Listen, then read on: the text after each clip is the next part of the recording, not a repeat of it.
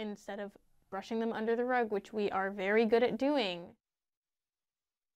Do you take daily prescription pain medications but they don't help enough? Do you want more options to better manage chronic lower back pain?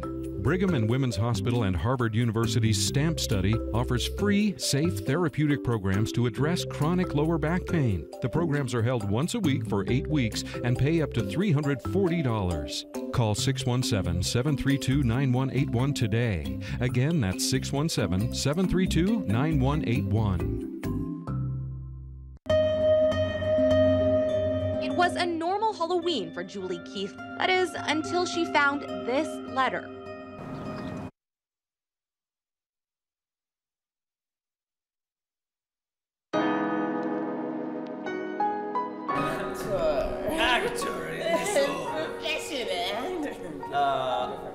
My name is Evan Andrew Crocker, and I'm part of the ensemble of Act Up and Vote. My name is Ty Rue. I use they, them pronouns. I am also part of the ensemble for Act Up and Vote.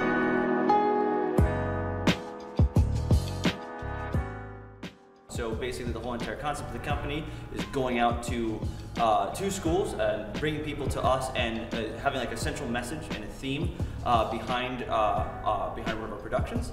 And mostly give real life stories to how like whatever we're talking about actually affects human beings out in the world. This show specifically is about voting, and it's about the importance of voting, the importance of being civically engaged. I think one of the messages is that you can't really be apolitical. You know, you may not be interested in politics, but not doing something is also a choice. You know, so I think that's one of the central themes of this show. Vote, vote, know what's going on in your environment, you know, be politically aware, because things are happening very, very quickly. And if you aren't paying attention, like, things could happen to you and affect you, and you won't even know about it. Our generation, only 18% of us came out to vote. Right. So that is a very, very small margin. So a lot of it was sitting on your hands. A lot of it was, nothing will happen and things like that. Some social situations have come up, some laws have come up where our lives are changing and being actually affected. And so now people are coming out to vote. So Welcome to Happiness in the City. This is Barbara. And today I decided to focus our thinking on the concept of the city. We live in a city of Cambridge. The word city comes from Roman Empire times, civitas, and is a very ancient concept. Greeks used to call city politas,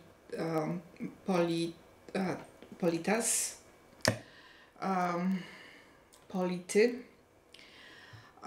and I think that we need to go back to basics in a lot of our political thinking around the structures in which we live. There's a lot of focus today on elections, on choosing people to be elected, on the concept of the so-called democracy, which is will of the majority. But those are very imperfect ways to govern, because what if will of a majority wants to destroy a minority? What if the will creates a situation of strife and general unhappiness and division? The same with elections. This is really the only way we can select people who would be the right ones for governmental offices. We should start asking those questions, because we have a new technological society today, and we have a situation in which a completely new way of relating was created. It's called globalism, and globalism is not a political phenomenon, it's linking phenomenon. It's a situation in which people from all over the world started linking with each other, primarily through internet, but also through financial cooperation, and developing businesses and developing friendships and ways of creating events. So it's a form of a city that is a very new concept. It is not like traditional city that is based on institutions grounded to a particular territory. So we have a situation in which we have global city, and no one is elected to run it. No one uses the term democracy because it's irrelevant, and yet it's very powerful and created access to knowledge and to peaceful relationships unheard of. So I started thinking, maybe we should rethink how we organize other cities. Is it really the only way to run a city by sticking to old forms? Or we can create ways to create efficiencies in cities that are just as popular as popular apps. The article that I encourage you to read is in Wikipedia city, and it begins with definition. A city is a large human settlement. Cities generally have extensive systems for housing, transportation, sanitation, utilities, land use, and communication. So let's look at the primary functions of ordinary cities. And that is a place in which many people live together in a certain defined territory. And in order to make life possible, there has to be housing, there has to be transportation, there has to be sanitation, utilities, land use, and communication. So those are very foundational ways in which the city can function as a city. The city has to have housing. People cannot just be out there in the streets. City has to have transportation because of the way businesses are organized, and of course sanitation with large groups of people, utilities for making life comfortable. Land use policies are very important because in a small space there has to be a lot of knowledge about how to use it properly. So there is a certain planning involved in this, and communication. So communication is essential for city to function well, and communication is obviously connected with us understanding it as a means for political expression, because neighbors may choose not to communicate with each other, but the city officials have to communicate with each other and with appropriate services.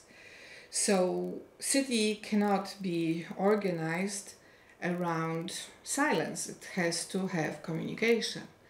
And today we have a modern way in which people communicate, which is through internet, and that created a lot of efficiencies, but it also created new dangers.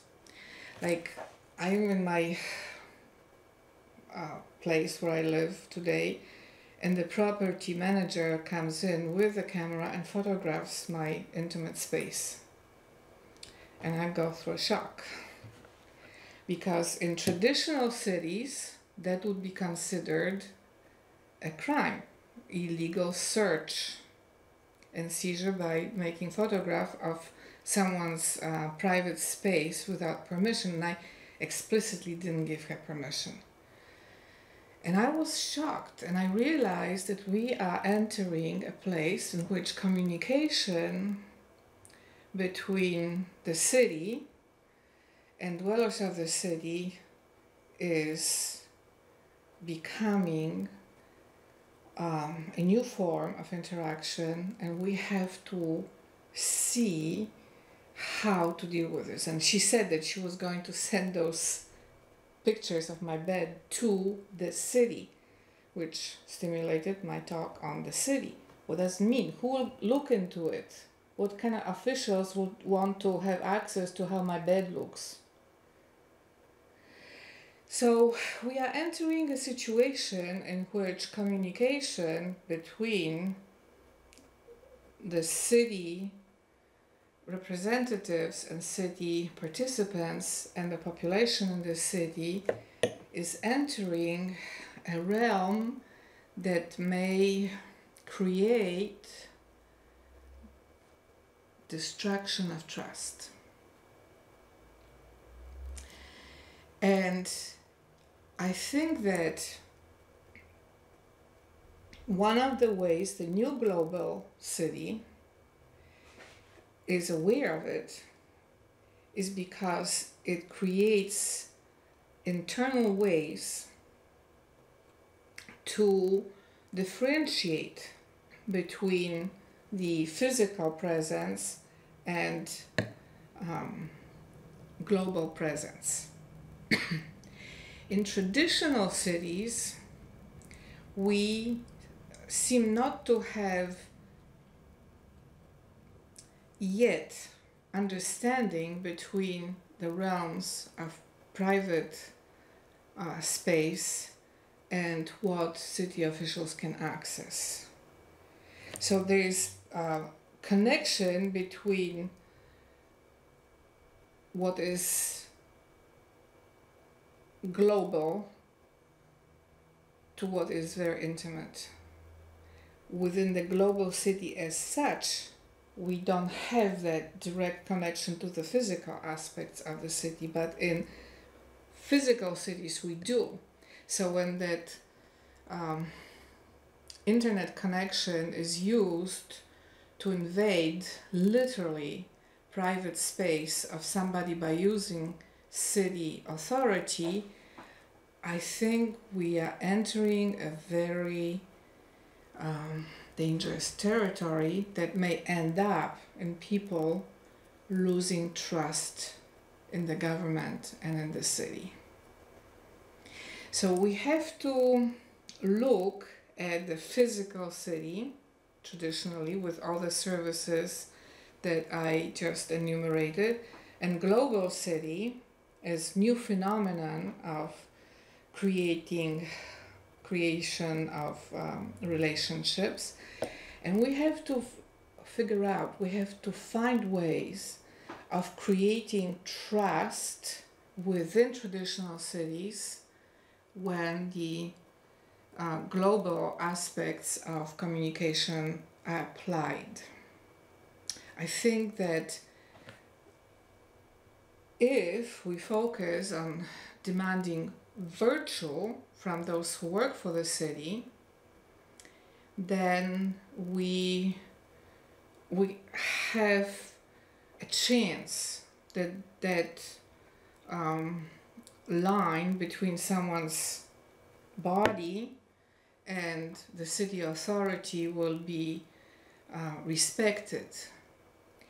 If we do not have virtue in government officials, there is just no stopping in that intrusion of somebody who uses the office as an opportunity to enter somebody's dwelling legally, but it really is the same as breaking and entering by criminal. Just the only difference is that legitimate place from which the originals, but the outcome is the same. The person to whom it is done feels violated and feels that sense of security and safety is being destroyed. So we have to look at that relationship between traditional cities and global city in a very sophisticated way. First of all, we have to see if we really need to continue some of the traditional ways in which the physical city works. Is it really that important to look at persons who get certain offices, or should we have certain ways and procedures established that create sense of security and safety? So within a city, we have to have developed sense of security and safety among the people who dwell in the city, but also in the communication between those who work for the city and those who live in the city. And I think we don't have that. What happened to me today is proof that ease with which a person can make photograph can be abused by city employees in order to invade someone's living space. And I think that this may be the reason there is just such general destruction of the sense of security and safety in the entire nation. Because people who feel intruded upon the body go through strange reactions. In my case, when she did this to me, I go into semi-paralysis for many hours because I feel so violated. Somebody else can develop other problems like depression. There is a lack of security and safety in schools. The violence that happened, in which somebody comes in and intrudes upon a group of people and kills them, that is a form of break in the relationship of trust. And those things used not to be happening. So something has changed that we need to look into.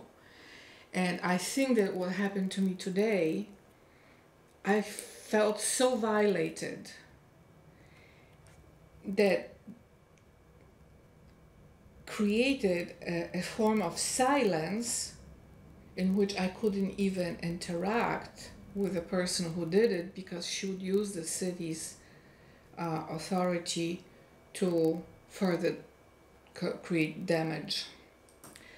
So we need to look into the aspects of communication within the city from the point of view of trust.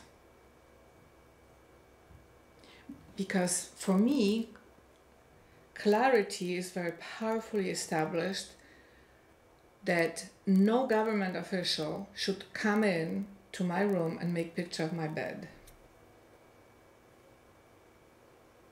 There's just no excuse for that, okay? And we have a very strange situation in which many people feel violated for other reasons, or memories of something bad that happened to them a long time ago get stirred up. So I think that what happened to me today is evidence that we need to address the issues of the relationship between communication within the city and people who live within the city's reach. And if we approach this lovingly, like if I could lovingly explain to the person who did this to me how much damage it's done, that would be the beginning of establishing trust relationship. But I can't, because the situation that is right now created channel and chain of vengeance. And this seems to be happening in many other places too.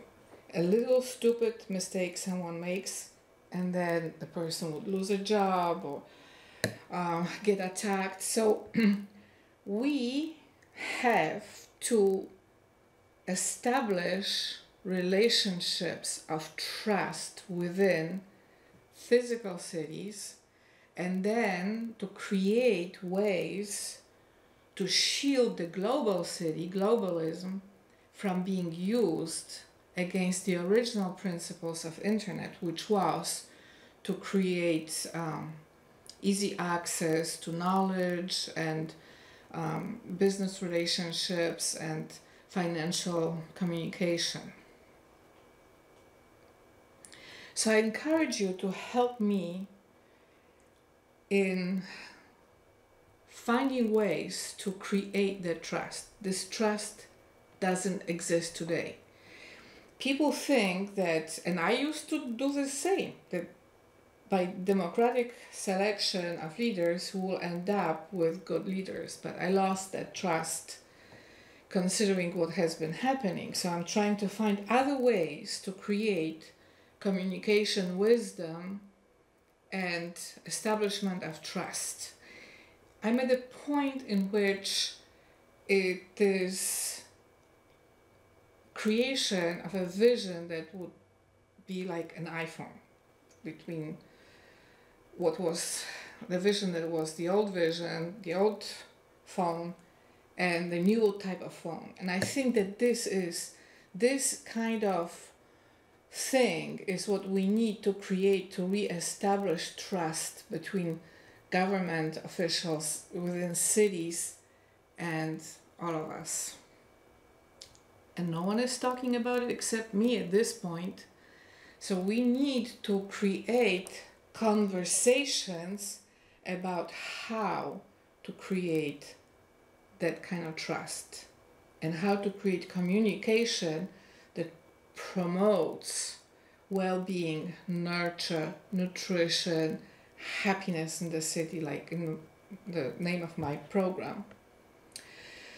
So I encourage you to go that direction and focus finances and thinking more on how to create trust relationships and not to pay that much attention to all that strife around elections and majorities and all of that, because I think it only creates heartaches. I lost faith in it after what happened to me with that intrusion. I want to establish beautiful trust. We have it on the money. In God we trust. The financial system in America is blessed by God Himself. So we can have trust relationships created also in communication within the city of physical nature and within the application of global cities to the physical aspects of city functioning. I believe just as we have the trust relationship around finances, when I go to a store, I spend $5, I get worth of goods that is of that value. That is trust relationship. So we already are fortunate in America that we have trust relationships in finances, but we don't have it in relationships and in all of those ways in which people from the city can intrude on the city dwellers. We don't have that. I have proof in my own situation that it doesn't exist. So we need to create it. We need to think about how to apply the trust that we have in the financial system and God we trust to the cities. maybe we should entrust the cities to God. Maybe I should do it because I already know that there's a problem. So may it be the miracle on happiness in the city, God. I entrust all the cities to you. I trust that you will create communication within the city that I live and within other cities that will restore trust on earth, and that people can live with each other in loving kindness and in enjoyment of life and in pursuit of happiness and fortune that is beneficial and that is in alignment with divine love. Thank you so much for listening to this program. Thank you for praying for me while watching it, because I feel I'm getting a lot of inspiration from the Holy Spirit. And may God's love come to all the cities, and may they learn how to trust God and how to relate to everybody within the city's authority in ways that is just like Jesus Christ would relate to those who lived in his city where he was born. Jesus Christ was born in Nazareth, Jesus Christ of Nazareth. So may that communication of divine logos and divine love come with light and love and life to Cambridge, to the city of Cambridge, to all American cities, and to all cities all over the world.